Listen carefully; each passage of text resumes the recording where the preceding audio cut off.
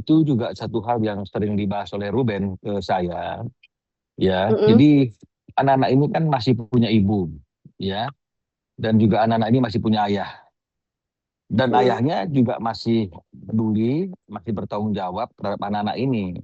Ya, kalaupun memang sekarang ini kelihatannya ada persoalan, sebenarnya kan ini persoalan bukan karena ayahnya tidak bertanggung jawab, tapi karena ayahnya tidak diberikan kesempatan untuk eh, memiliki quality time berkumpul bersama-sama dengan ayahnya anak-anak ini. Ya, Mm. jadi oleh karena itu anak-anak ini ketika dulu masih tinggal bersama-sama sebelum terjadi perceraian, tentu ada aturan-aturan, ya, ada suatu kebiasaan-kebiasaan yang sudah diterapkan oleh ibunya maupun ayahnya, dan itu menjadi satu kebiasaan di dalam keluarga itu. Jadi sesuatu yang mungkin diizinkan, sesuatu yang tidak diizinkan itu sudah jelas rule-nya, ya. Nah, kalau kita lihat dari apa yang diposting oleh Ruben Onsu itu, ini kelihatan anak-anak meminta sesuatu, ya, permisinya itu ke teman prianya S, dan teman pria S itu tidak berpikir panjang. Kalau kita lihat postingannya Ruben kan mengizinkan. Nah, ini yang Ruben berpesan agar dia jangan mengambil fungsi Ruben sebagai seorang ayah gitu loh. Ya, jadi jangan artinya itu dia seperti kelihatan ayah yang baik, semuanya boleh, semuanya boleh. Padahal itu sesuatu yang mungkin selama ini yang tidak diizinkan oleh orang tua mereka untuk dilakukan. Karena kan masing-masing orang tua kan masih punya aturan, ya. S punya aturan, terus kemudian Ruben juga punya aturan. Nah, dulu ketika masih tinggal bersama, sebelum terjadi perceraian, mungkin aturan ini bisa diterapkan karena mereka masih tinggal satu rumah. Nah, sekarang karena anak-anak ini sekarang tinggal bersama dengan ibunya, maka anak-anak ini harusnya minta izin ke ibunya. Kalau misalnya kemudian ada suatu perdebatan antara ibu dan anak terkait dengan sesuatu yang diizinkan atau tidak diizinkan, S itu harusnya berkomunikasi dengan ayah anak-anak ini, yaitu Ruben Onsu. Ini anak-anak mau seperti yang ini. Selama ini kan ini bukanlah sesuatu yang kita izinkan.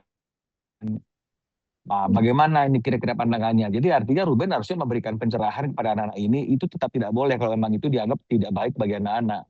Tapi kan di situ kan kita lihat teman prianya S ini seolah mengambil peran sebagai seorang ayah yang baik, yang mengizinkan sesuatu kepada anak-anak ini yang belum tentu Ruben sebagai ayah sependapat dengan apa yang diputuskan oleh teman pria S. Nah, Mm. jadi inilah yang mungkin si Ruben mengatakan jangan terlalu jauh kan begitu. Kalau mau main rumah-rumahan atau pacaran-pacaran aja, jangan ambil perannya Ruben sebagai seorang ayah memutuskan sesuatu apa yang baik, apa yang tidak baik bagi anak-anak ini. Ya, apalagi belum ada ikatan yang sah, belum menjadi ayah sambung gitu loh. Artinya belum ada legal standing apapun. Kenapa kok terlalu lancar berani mengambil keputusan apa yang tidak boleh, apa yang boleh bagi anak seseorang gitu loh. Yang ayahnya masih ada. Dan sangat disayangkan, sebagai ibu kok dengan tersenyum gitu bangga membiarkan yang mengambil keputusan atau yang mengizinkan sesuatu itu yang diminta oleh anaknya itu diberikan kepada teman prianya gitu loh. Inilah yang mungkin menjadi jabaran dari apa yang disampaikan oleh Ruben dalam postingannya hari ini. Nggak jadi Jadi seperti gitu. ini, nggak jadi seperti ini. Yang baru diungkap oleh Ruben itu kan akhir-akhir ini karena kemudian situasi ini jadi seperti hari ini menjadi pusat perhatian dari masyarakat ramai. Di ruangan tertutup sebenarnya hal-hal ini sudah sering dikomplain. Kan saya sudah bilang, Ruben sering komplain kepada S ya karena perannya dia sebagai ayah itu coba dihilangkan dan coba diganti dengan orang lain. Nah, ini kan juga nggak boleh ini. Ya, dan boleh dikatakan ini juga merupakan pelanggaran hukum sebenarnya ya. Hak ajasi anak-anak dan juga hak ajasi Ruben gitu loh. Nah, tapi kan tidak diindahkan oleh S gitu loh. Nah, Mm. jadi Ruben hanya menyimpan ya, menyimpan artinya itu dokumen-dokumen atau arsip-arsip atau video-video di mana Ruben sudah komplain tapi tidak diindahkan. Selama ini kan itu masih terkunci di ruangan tertutup ya. Tapi hari ini Ruben sudah ingin menunjukkan apa saja hal-hal yang dia tidak pernah setujui tapi tetap dilakukan oleh S dengan teman prianya. Mm. Nah, Kan saya sudah katakan, jangan jadikan ayah itu menjadi orang asing dan jangan jadikan orang asing itu sebagai seorang ayah. Ini keterlaluan gitu loh, misalnya kalau misalnya kemudian kita hanya masih berpacaran dengan ibu anak-anak ini, terus kemudian kita ingin mengatur hidup anak-anak ini gitu loh. Pacaran itu bisa putus gitu, kawin aja bisa cerai. Ya, sementara anak-anak ini kan masih punya ayah kandung yang bertanggung jawab dan tidak pernah ada namanya mantan ayah dan mantan anak. Janganlah artinya itu kita tidak mengindahkan apa yang sudah menjadi aturan bagi ayahnya itu, kemudian kita dengan gampang mengizinkannya. Ya, apalagi kita, ada ibunya di situ yang dia tahu betul mungkin hal-hal itu selama ini adalah hal-hal yang tidak pernah diizinkan oleh mereka berdua atau oleh Ruben, tapi dia kelihatannya dengan tertawa-tawa bangga gitu karena seolah-olah teman prianya itu udah menggantikan peran ayah bagi anak-anak dan mengizinkan dan anak-anak say thank you. Kan bukan berarti karena anak-anak say thank you karena apa yang menjadi keinginannya itu dikabulkan terus itu baik ya. Karena belum tentu semua apa yang diminta oleh anak-anak itu adalah baik buat anak-anak. Namanya juga anak di bawah umur. Saya kira seperti itu Ya. penjelasannya, Mbak. Mm-mm. Karena masih jauh kalau kita bicara masalah bukti. Sidang pertamanya aja Mm-mm. belum dijalankan ya. Kita tunggulah nanti pada Nah, waktunya. Ya.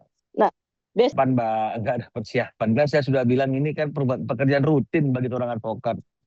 Menghadiri sidang pertama, apalagi sidang pertama kan begitu, belum ada hal-hal yang istimewa di situ.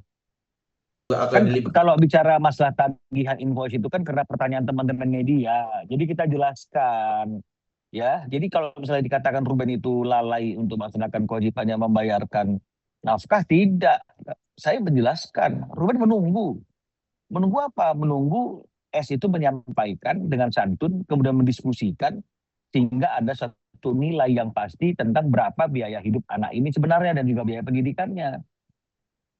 Karena aturannya seperti itu di pasal 1 4 Akta 39. Tapi kan yang terjadi kan tidak seperti itu. Tiap bulan berubah-ubah dan banyak sekali pengeluaran-pengeluaran yang tidak spesifik untuk kepentingan anak-anak tapi dimasukkan. Wajar lah kalau misalnya kemudian itu menjadi keberatan Ruben. Apalagi dia katakan ini reimburse. Reimburse berarti kan seluruh pengeluarannya S Ruben yang tanggung jawab gitu loh. Belum lagi masalah kartu kredit gitu loh. Ada lagi pembayaran kartu kredit walaupun dia bilang setengah-setengah, ini gua bayar setengah, lu bayar setengah. Tapi apa dong yang dipakai untuk kartu kredit itu? Apakah memang itu related atau tidak untuk kebutuhan anak? Nah ini yang nggak pernah dijalankan sama si S. Jadi wajar lah kalau misalnya Ruben lelah dan dia stop dulu. Ayo kita diskusi agar ada angka yang konkret untuk tiap bulannya. Mana ada sih orang yang tiap bulan itu berubah-ubah? Tanya tuh teman-teman yang udah bercerai itu. Tiap bulan dia kasih rutin apa tidak kalau dia kasih? Rutin nilainya tetap gitu loh. Bukan berubah-ubah, kadang 225, kadang 263 juta. Ini nggak benar gitu loh.